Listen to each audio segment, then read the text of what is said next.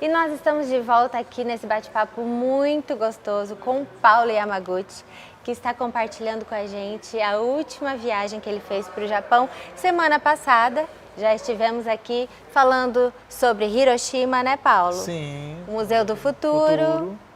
E sobre as comidas também. Exatamente. Lá, né? Vimos lá como é diferente, né, a marmita deles e tudo mais, uma alimentação super saudável. Sim. E hoje a gente quer continuar mostrando, né, Paulo? Você viajou, foi para muitos lugares diferentes no Japão? Sim, deu para conhecer diversos lugares que eu não tinha conhecido na época que eu morei ali, mesmo em 5 anos. Quando morei ali, foram 5 anos morando e trabalhando lá, então eu viajei pouco. Agora, como eu fiquei esses 2 meses passeando, quando eu estava com meus pais para visitar minhas irmãs, a família inteira, nós juntamos e viajamos por várias cidades do Japão. Muito legal. E hoje, o que a gente vai conhecer? Então, como era final de ano, então já temos aí iluminação de Natal, né? Então um bairro ali de Roppongi, lá em Tóquio, onde tem uma iluminação toda feita com LEDs, né? Então essa é uma atração assim que eles fazem, é sempre uma instalação com iluminação de LEDs, né? Para uma iluminação de Natal.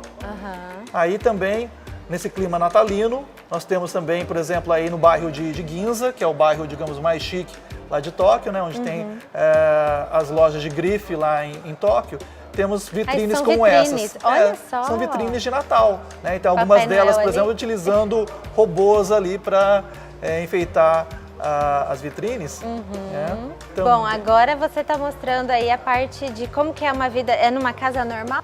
Pode ser também, pode ser encontrada também numa residência, mas ali no caso fui gravei dentro de um restaurante, né? Então é um banheiro de um restaurante onde você tem esses assentos eletrônicos, digamos assim, que a gente chama ali. Toda uma tecnologia, você não precisa pôr a mão em nada. Então ele já tem um sensor, você vê que quando você entra ali no banheiro, logo que você se aproxima, ele já levanta a tampa do vaso, né? E ali do lado do assento ele tem diversos botões para você controlar ali, para você soltar, né, uma água, por exemplo, para limpar, né? Então ele vai limpar, vai secar, então tem diversos botões ali, cada um com uma função, né? Então isso é uma curiosidade, né, do Japão. Exatamente. E aí outro robô, lá tem muito robô, né, Paulo? Sim, então por exemplo essa é uma demonstração de um robô que fica na porta. Isso aí é uma loja de celulares, né, uma loja de uma operadora de telefonia, onde ele fica atendendo. E no display ele vai apresentando as opções de aparelhos que ele tem ali, as opções de planos dessa operadora. Então tem diversos robôs que fazem um autoatendimento. E aí é uma loja? O que é isso? Então, não, uma estação. Isso é uma estação, que é um bairro lá de Tóquio, ali de Akihabara. Então, Akihabara é o paraíso dos eletrônicos. Para quem gosta de tecnologia, de aparelhos eletrônicos, aí é a meca. Marcas, aí você encontra de tudo, só. né? Você vai ver ali, por exemplo, uma loja ali da parte de videogames, você vai ver a parte de informática, de áudio, aí por exemplo, acessórios, né? Ali você vê de áudio, você vai ver a parte de filmagem, fotografia, tudo que você pensar ali, né, em termos de tecnologia, você vai ver, por exemplo, como esses robozinhos ali de limpeza para casa também, as utilidades domésticas, né? Então tem diversos modelos ali que ele limpa a sua casa automaticamente. Aí também para brinquedos. Os brinquedos também, né? Aí você vai ver diversidade também de brinquedos, né? Aí também os fãs de Star Wars, né? Também muito interessante. Coisas. Uma área dedicada à Apple, claro que eu não poderia deixar de filmar ali também. Certo? Então essa é uma das maiores lojas, essa loja Yodobashi, que é uma das maiores lojas nesse bairro, que é uma das mais completas em termos de eletrônicos. E aí também tem uma curiosidade também, que eu tinha filmado ali, que achei bem interessante, até mesmo, por exemplo, na área de saúde, por exemplo, ali, que ele tem diversas tecnologias, esse também era um aparelho que você faz um exercício facial, né, que você coloca na boca ali e você vai soprando ele e ele vai fazendo, estimulando os músculos do rosto, da face. Olha só, muito interessante. E, Paulo, e vendo toda essa tecnologia, os japoneses, eles se utilizam dela no dia a dia mesmo? Por exemplo, as mulheres têm todos esses robozinhos que fazem a limpeza da casa?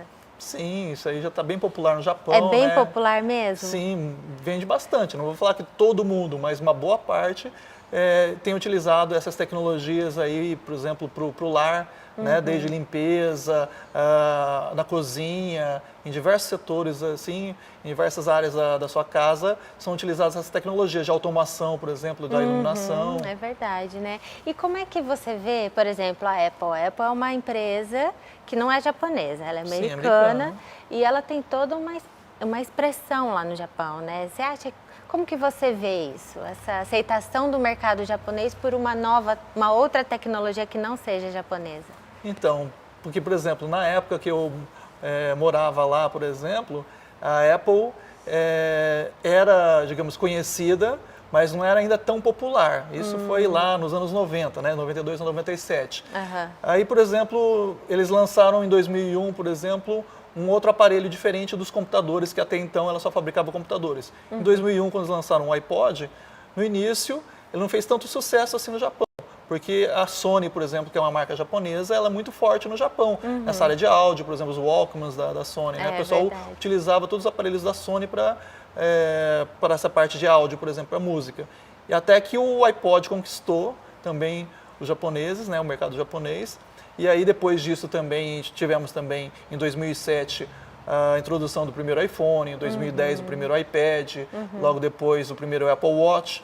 Então, nós temos hoje diversos aparelhos da Apple e é um dos maiores mercados no mundo inteiro né? que nós temos aí em termos de tecnologia, é o Japão. E a Apple está presente ali em diversas áreas lá. Inclusive, nessa viagem, uma curiosidade mesmo, que eu estava até reparando, por exemplo, aqui, por questão de custo, por exemplo, o iPhone detém uma parcela pequena do mercado. Mas, por exemplo, quando eu estava lá em Tóquio, eu estava no metrô, onde eu observava assim, que 80% a 90% mais ou menos dos celulares que eles estavam usando lá dentro do metrô eram iPhones. Todo mundo tem um iPhone já no Japão, Sim. né? Legal. E agora, o que a gente vai conhecer? Também tem o oposto do Japão também, que é em relação à tradição, né? A cultura milenar deles, né? Então também eu fiz imagens também de lugares onde nós passamos em parques, né? Aí, por exemplo, é um jardim, é um dos jardins mais bonitos que temos lá no Japão também, né? De Okayama, né? Então, essa parte de natureza, de parques também que são preservados ali, por exemplo, um lago com essas carpas coloridas, né? Então, eu quis também mostrar esse outro lado também, que é o oposto da tecnologia, essa parte toda de tradição.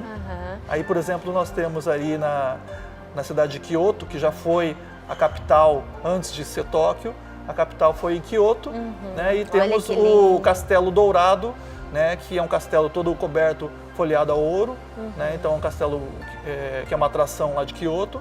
E também, turístico, né? que é um ponto turístico de lá, e também temos o castelo, esse castelo todo branco ali, que é o castelo de Himeji também, que é em outra cidade, na cidade de Himeji. Nós temos também esse castelo preservado, que é um castelo típico da era dos samurais.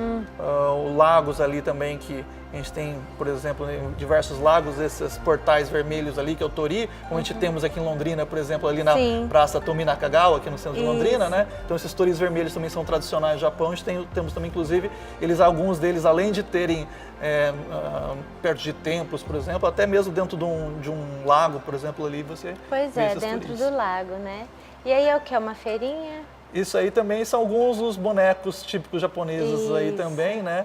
Que também estava lá nessa cidade de Kyoto, que é uma cidade bem tradicional, né? E um pouco de alguns bonequinhos assim, de artesanato japonês também. Sabe o que eu vejo, Paulo? Que o Japão ele consegue trazer um equilíbrio de tradição, que é muito forte, e de futuro, com toda essa tecnologia, né? Isso é muito presente na cultura japonesa, né? Sim, exatamente. E o que é mais forte, assim, da tradição, por exemplo, que você consegue perceber ainda na sua geração, na sua vida, que você traz lá dos seus ancestrais?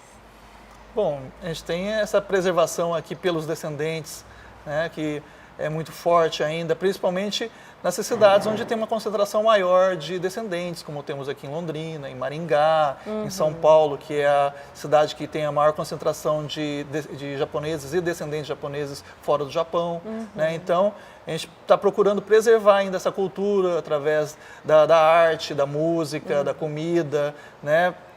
Tentamos ainda as mais tradicionais ainda preservar pelo menos o idioma também. Você fala japonês, Paulo? Eu falo, digamos, o básico, né? Ainda não falo tanto quanto deveria. O fato de ter morado no Japão por 5 anos, mas eu morei em cidades onde tinha muitos brasileiros, né? Então eu deveria saber até mais japonês pelo tempo que eu morei lá. Então nós, por exemplo, que somos brasileiros e vamos até o Japão, eles conseguem se comunicar com o inglês com a gente, certo? Ou não? Uma parte, mas principalmente os mais jovens, né? Sim, olha só. Bom, muito legal. Agora a gente vai ver esse lado mais contemporâneo do Japão, que é o que aí? É a noite em Tóquio? Isso, aí nessa parte da cidade aí, que é o bairro de Ginza, né? Então temos, por exemplo, esses músicos de rua, por exemplo, aí nesse caso eles tocando um jazz ali, né? Fazendo uma apresentação ali ao vivo ali na rua. E aí temos também um outro bairro ali que é muito conhecido, que é o bairro de Shibuya, que é um bairro que aparece em muitos filmes, né, onde aparece Tóquio.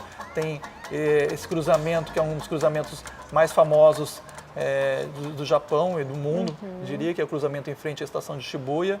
Né? Então, essa vida noturna de Tóquio que é muito intensa também. Também, né, Paulo? Tudo muito iluminado, né? Sim, sim. Muito legal. Parece, para quem não está acostumado, até uma certa poluição visual, né? Mas é a forma deles ali. Eles têm toda essa propaganda que eles fazem através desses painéis de LED e de neon, né, que chama bastante atenção. E lá em Tóquio, as coisas fecham ou fica tudo aberto assim 24 horas? Dependendo da região. Em cidades menores, né, geralmente tudo encerra mais cedo. Mas uma cidade como Tóquio, por exemplo, né, tem muita vida noturna ali durante as 24 horas. Legal. Paulo, quero te agradecer, viu, esse carinho de ter compartilhado com a gente essa tua última viagem até o Japão. E eu quero aprender a falar tchau em japonês. Como é que fala? Sayonara. Sayonara? Então, arigato. Isso, arigato. Que é obrigado, né? Isso. E sayonara para todo mundo que está assistindo a gente, né? Ok, até a próxima. Sayonara.